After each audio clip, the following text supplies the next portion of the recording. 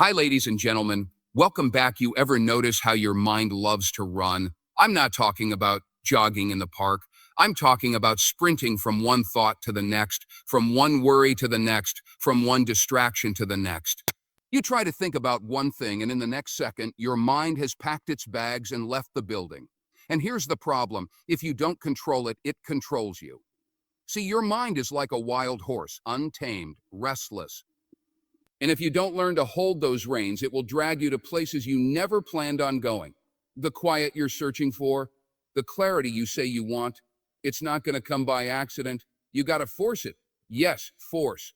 Because your mind will not politely ask you, hey, is this a good time to focus? No, it's going to fight you. We live in a time when noise is everywhere. Social media notifications dinging, news headlines screaming, everybody's got an opinion they want you to hear.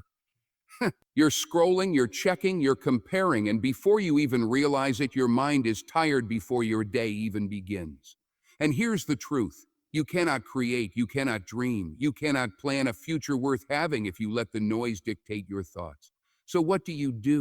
You make your mind sit down. You put it in the chair and you say, oh, we're not moving until I say so. That's what stillness is. It's not weakness, it's not laziness, it's power under control. It's you saying, I decide what I think about, and I decide when I think about it. Now, some of you are waiting for motivation to strike before you do this. You're saying, oh, well, when I feel ready, when I'm in the mood, I'll calm my mind. But that's like saying you'll start lifting weights once you're strong. Work that way. You don't wait for stillness, you create it. And I'm not talking about meditation apps and fancy retreats. I'm talking about the ability to close your eyes in the middle of chaos and not let it touch you. I'm talking about sitting in your car before a big meeting, before a big game, before a big moment, and deciding I will own my thoughts. Because if you don't, your thoughts will own you. When your mind is quiet, you see things differently. You stop reacting and start responding. You stop living on autopilot. That's when ideas come. That's when clarity hits. That's when you hear that inner voice telling you, go, do it, you're ready. But when your mind is loud, all you hear is fear, doubt, and the sound of your own excuses. Stillness is a discipline. It's training. It's training. Just like building muscle, it hurts at first. You'll feel restless. You'll want to pick up your phone. You'll want to move. But the longer you sit in it, the more powerful you become. Because stillness isn't about stopping the world from spinning. It's about stopping you from spinning with it. You force your mind to be still by cutting the leash on distractions. You start small, 1 minute, then 5, then 10. You practice every day. And soon, when life starts shouting at you, you won't shout back. You'll listen. You'll choose your move. You'll play the long game. This isn't just about peace. This is about power. The world belongs to those who can think clearly when everyone else is losing their heads. That's why you can't wait for stillness to show up. You have to take it. You have to demand it. And when you do, you'll realize something. Your mind isn't the enemy. It just needed a leader. Everywhere you go, the world is shouting at you. Buy this, watch this, believe this, be like this. You think you're making choices, but most of the time you're just reacting to what's been thrown in your face. Noise is not just sound, it's influence. It's every opinion, every headline, every trend that tries to tell you who you are. And if you're not careful, you start living like a puppet. Somebody pulls a string and you jump. Somebody posts a comment and you change your whole mood. Somebody tells you you can't do it and you start wondering if they're right. The problem is we confuse volume with truth. Just because the world is loud doesn't mean it's right. If the volume of the world is at 10, then your spirit needs to be at 11. I'm not talking about being arrogant. I'm talking about being unshakable. I'm talking about a voice inside you so strong it drowns out everything else. Your environment might be chaos, people gossiping at work, family drama, friends who want you to play small so they can feel big. Social media telling you you're too late, too old, too behind. You know what your spirit should say. I know, not me, not today. See, your spirit doesn't have to match the noise. It has to surpass it. When they say the odds are against you, your spirit should say, I am the odds. I'm odds. And when they say it's impossible, your spirit should say, watch me. But here's the truth most people don't want to face. Your spirit doesn't get louder by accident. It gets louder because you feed it. If you feed it fear, doubt, and negativity, it will whisper. If you feed it truth, faith, and discipline, it will roar. You cannot expect your inner voice to lead you if you never spend time with it. That's why you have to build rituals that strengthen it. You have to train your spirit the way an athlete trains their body. You read things that build you up. You listen to people who challenge you to be better. You spend time in silence so you can hear yourself think. The world is not going to turn the volume down for you. In fact, it's getting louder every single day. And if you let it, it will bury you under layers of noise until you can't even remember what your voice sounds like. That's why you need to set the tone before the world sets it for you. Wake up in the morning and declare who you are. Remind yourself of your mission before anybody else has a chance to define it. Speak life over yourself before the day tries to drain it out of you. Because if you don't lead your spirit, your environment will lead it for you. And the environment doesn't care about your dreams. It doesn't care about your goals, it just wants your attention. And your attention is the most valuable currency you've got. Once you give it away, you can't get it back. That's why you have to protect it like your life depends on it, because your future does. When your spirit is louder than your environment, you stop being controlled by circumstances. You could be in a room full of negativity and still be thinking about possibility. You could be in a season of loss and still see a season of growth coming. Thing you live? You could be surrounded by people who quit and you still keep going. This is not about ignoring reality. It's about deciding which reality you feed. The loudest voice in your life should not be the one that says a stop. It should be the one that says a go. So turn it up. Turn up the belief. Turn up the discipline. Turn up the faith. Turn up the vision. And when the world shouts at you, you shout back not with noise, but with purpose. Your environment is loud. That's a fact. But your spirit must be louder. You ever watch somebody throw away a good opportunity because they couldn't control their temper, or sabotage a relationship because they couldn't control their jealousy, or quit too early because they couldn't control their fear? Yeah. That's what happens when your emotions are the driver and you're just the passenger. Emotions are powerful. They are not the enemy, but they are not the boss. You can't stop yourself from feeling them, but you can stop yourself from being ruled by them. If you don't, they will take your future hostage. See, your emotions are like weather. They change fast. One minute you're clear skies and sunshine, next minute it's a thunderstorm. If you live your life according to the weather, you'll never get anywhere. You think one day of discipline will break that? No, it's a fight. But here's the good news. Once you teach your mind discipline, it listens. It starts following your lead.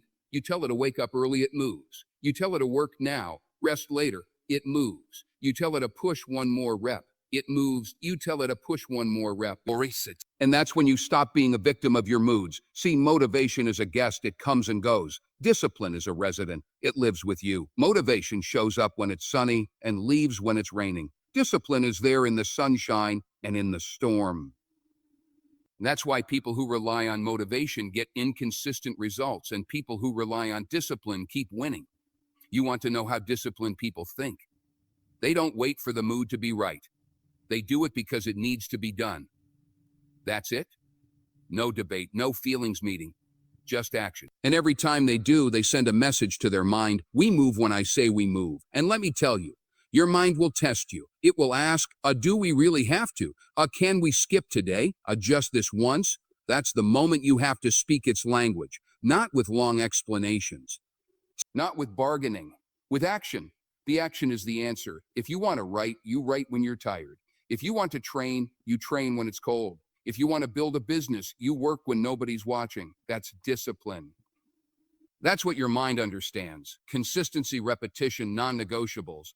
The beauty of discipline is that it builds trust with yourself.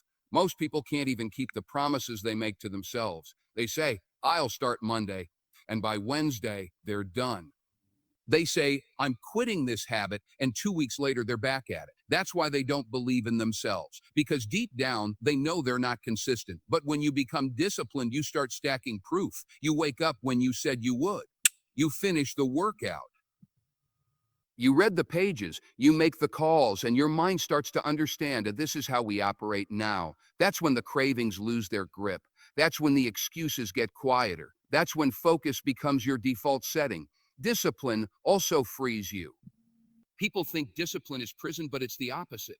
Discipline is what gives you the freedom to do what you want later because you did what you needed to do now. You're not chained to bad habits. You're not owned by distractions. You're not a slave to your impulses. You're in control. And let's be real, the world isn't going to hand you the life you want. It's going to hand you temptations, shortcuts, and chances to quit. The only thing standing between you and those traps is discipline. That's why the greats guard it like treasure. So speak the only language your mind understands. Not a maybe, not I'll try, but do. And do it every day until your mind knows the voice of discipline so well it can't ignore it. Excuses are smooth talkers. They show up dressed nice, sounding reasonable. They don't come kicking down the door saying, "Hey, I'm here to ruin your life." No, they whisper, "You've worked hard enough. You deserve a break. It's not that serious. You can do it tomorrow." And the moment you start talking back to them, the moment you start reasoning with them, you've already lost. Because excuses don't need you to agree with them. They just need you to hesitate. They just need that one little crack in your resolve and they'll slip right in. You have to treat your excuses like an enemy. You don't debate with the enemy. You don't have coffee with the enemy. You don't let the enemy explain their side. You shut the door. Period. The truth is, most people don't fail because they can't do it. They fail because they negotiate with their reasons not to. They sit there weighing comfort against commitment, and comfort wins every time. It's raining, so I'll skip a. I'm tired, so I'll rest. I'm not in the mood, so I'll wait. Oh, that's not life making the decision for you. That's you selling yourself on quitting. When you cut out negotiation, you cut out delay. Think about it. The time you spend talking yourself into or out of something is the same time you could have spent doing it. But your mind loves a good debate and excuses love to win it. That's why you have to make some things in your life non-negotiable. You don't decide if you're going to train. You train. You don't decide if you're going to work on your business, you work. You don't decide if you're going to keep your word. You keep it. End of story. Here's the thing, excuses are always going to be there. And they will always sound reasonable, especially when you're tired, stressed, or discouraged. Knowing who's the excuse, you make that muscle stronger. Every time you refuse it, you make your discipline stronger. And it's the stronger muscle that wins. You ever notice how excuses multiply? One missed workout turns into 3. One late project turns into a habit. One I'll start next week, it turns into next year. That's because excuses are contagious. They spread. But so is action, and the only cure for excuse making is doing the thing anyway. It's not about being perfect. It's about being committed. It's about saying, I'm not here to feel good right now. I'm here to be great later. It's about being able to look yourself in the mirror and know you didn't fold when it got uncomfortable. The people who achieve the most aren't the ones who never feel like quitting. They feel it all the time. They're just the ones who've trained themselves to push past that feeling. They hear the excuses, they recognize them, and they keep moving anyway. So here's the rule. When the excuse shows up, act. Right then. No delay, no thinking, no back and forth. You get up, you move, you make progress. Because if you give your excuses a seat at the table, they'll talk you right out of your future. Remember this. Discipline is built in the moments you don't feel like it. Success is built in the days you wanted to stop but didn't. And the life you want, it's sitting on the other side of all the excuses you refuse to entertain. Don't negotiate with them. Don't entertain them. Don't entertain them. Don't give them space in your head. Make your move and don't look back. Everybody's got something to say. The critics, the doubters, the so-called experts, the people who've never done a thing in their life but got a whole lot of advice about yours. And the louder they talk, the more tempting it is to listen. But let me tell you, noise doesn't decide where you end up. You do. See, noise is just sound. It's distraction. It's static. It can only take your focus if you hand it over. And too many people are giving it away for free. They stop chasing their dream because somebody laughed. They give up on a goal because somebody rolled their eyes. They change their whole plan because somebody posted a comment online. But here's the truth. Those voices, they don't pay your bills. They don't put in your work. They don't live with the regret if you quit. You do. That's why the only voice that should have the final say in your life is yours. Noise is easy to create. Anybody can yell. Anybody can type. Anybody can point at you and say, you can't. but it takes zero courage to do that. You know what takes courage? Keeping your head down and building when everybody's watching to see if you fail. And here's the thing. The louder the noise gets, the more it means you're moving. You never hear boos from the seats behind you. The ones making the most noise are usually the ones standing still. Your destiny isn't a group decision. It's not up for a vote. You don't need a majority. You don't need permission. You need commitment. The second you start letting other people's noise set your limits, you've already put them in the driver's seat of your life. When you know where you're going, the noise turns into background. It's still there, but it doesn't move you. You hear it, but it doesn't shake you. You feel the pressure, but it doesn't make you fold. Because your focus is locked, your eyes are forward, and your hands are on the wheel. Let me make something clear. Blocking out the noise isn't about ignoring good advice. Wisdom is worth listening to. But there's a difference between wisdom and noise. Wisdom is built from experience, sacrifice, and truth. Noise is built from fear, jealousy, and ignorance. You've got to know the difference. Noise will always try to make you question yourself. Well, it'll tell you you're too late, too young, too inexperienced, too different. But the only real two that matters is this. Are you too committed to stop? Are you too hungry to quit? Are you too focused to get thrown off track? That's the kind of a two you need. The more you grow, the more noise you'll attract. That's how it works. But instead of letting it slow you down, let it fuel you. Let it remind you you're making moves big enough to be noticed. Let it push you to get so far ahead the noise can't keep up. At the end of the day, destiny is a choice. Not a gift, not luck, not something somebody can hand you or take away from you. It's the result of what you decide to do with your time, your energy, your focus every single day. So don't hand that power over to the noise. Don't let voices that haven't lived your life shape your future. Don't let opinions that will be forgotten tomorrow decide what you build today. Because when the lights go out, when the crowd goes home, when all the noise fades, you're the one left with the life you created. And if you built it on their voices, you'll regret it. And then hope. But if you built it on your own conviction, your own grit, your own vision, you'll stand there in the silence and know, I decided this. I made this. This is mine. Noise doesn't decide your destiny. You do.